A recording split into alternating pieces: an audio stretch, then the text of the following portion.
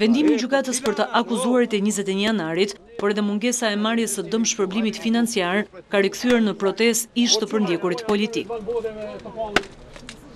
Para kryesisë së kuvendit ish të dënuarit kanë goditur me vezë fotot e presidentit Nishani, kryeministrit Berisha, kryeparlamentares Topalli dhe ministrit të financave Boda. Qeveria aktuale mos presi vota nga të burgosi politik që i ka rraur, i ka terrorizuar, i ka burgosur edhe i doqi në grevën e uris. Shprehim indinjatën për veprimet e fundit të gjykatës, kemi kërkuar të ngrem zërin dhe zërin është asfiksuar. Edhe pse kanë kaluar gati 5 muaj nga greva e urisë së ish të përndjekurve politik, greve e cila u mbyll me humbjen e jetës së ish grevistit Lirak Beko, sërish nuk ka asnjë reagim nga qeveria shqiptare për të zgjidhur kërkesat e kësaj kategorie.